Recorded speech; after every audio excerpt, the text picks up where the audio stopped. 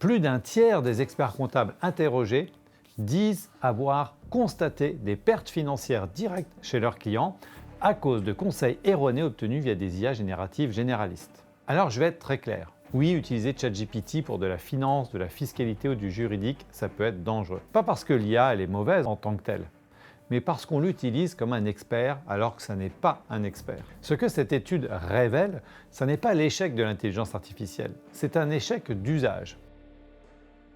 Avant d'entrer dans le détail, je voulais quand même préciser un certain nombre d'éléments concernant cette étude.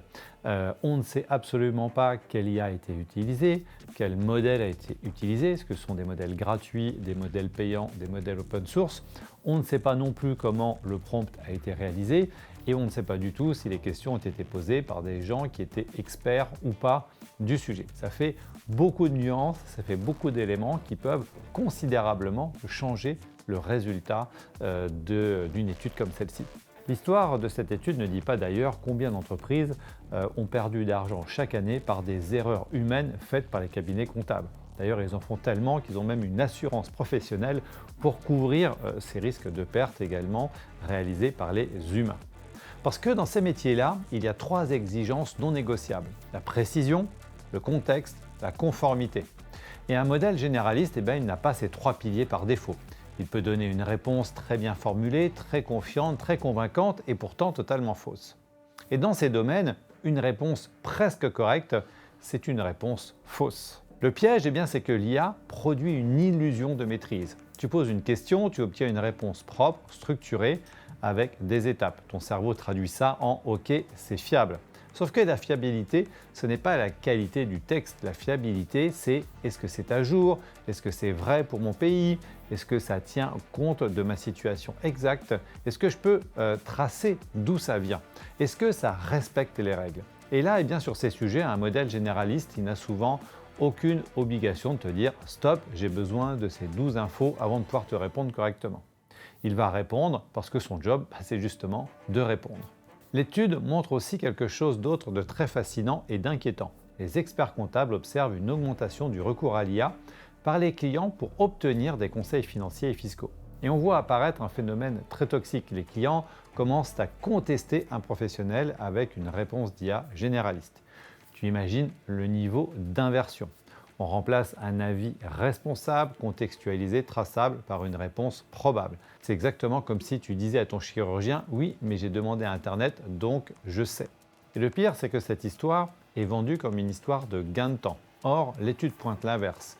Une partie significative du temps des cabinets part justement à corriger des erreurs provoquées par ces usages. Donc on a une promesse d'automatisation qui se transforme en surcoût, plus des risques de pénalité, de non-conformité, de décisions absurdes.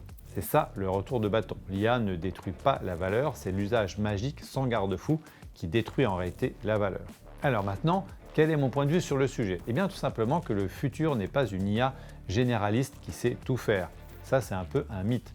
Le futur, ce sont plutôt des IA spécialisées, des IA verticales, des IA métiers et surtout encadrées et auditées. Parce que la finance, la fiscalité, le juridique, ce ne sont pas des sujets d'inspiration, ce sont des sujets de responsabilité. Concrètement, une IA métier crédible, c'est 4 choses. Un périmètre strict, elle ne répond pas à tout, elle répond à ce qu'elle maîtrise. Le reste, elle refuse. Des sources également maîtrisées et traçables, elle ne pioche pas dans le flou. Elle s'appuie sur des documents validés, versionnés et à jour, et tu peux remonter à la source. Il faut aussi des garde-fous de conformité. Si c'est ambigu, elle pose des questions. Si c'est risqué, elle déclenche une alerte. Et enfin, il faut un humain dans la boucle quand l'enjeu est élevé. Pas pour tout, mais dès qu'on parle de risque fiscal, contractuel ou de trésorerie. Et là, c'est ce qui te fait passer d'un chatbot à un véritable système. Alors je dis tout ça avec une conviction très simple. J'ai passé ma vie à monter des boîtes. À un moment, tu comprends une règle très importante. Les raccourcis sur des sujets complexes coûtent toujours plus cher que le temps qu'ils font gagner. Et aujourd'hui, avec Elegria Group, on voit ce même schéma partout. Le débat pour ou contre l'IA est un faux débat. Le seul vrai débat, c'est est-ce que tu utilises l'IA comme un gadget ou comme un système gouverné. Donc, si tu dois retenir une seule chose, ChatGPT n'est pas mauvais parce qu'il est dangereux. Il peut être dangereux parce qu'on le met au mauvais endroit, sans contexte, sans garde-fou, sans responsabilité. Donc le futur, c'est plutôt des IA métiers, encadrés et audités. Chaque semaine, je décrypte une actu IA comme celle-ci, sans hype, mais avec du retour terrain. Est-ce que vous utilisez aussi ChatGPT et d'autres IA pour ce genre de sujet? Et surtout, est-ce que vous pensez que c'est une bonne idée? Je serais très curieux de lire vos retours en commentaire.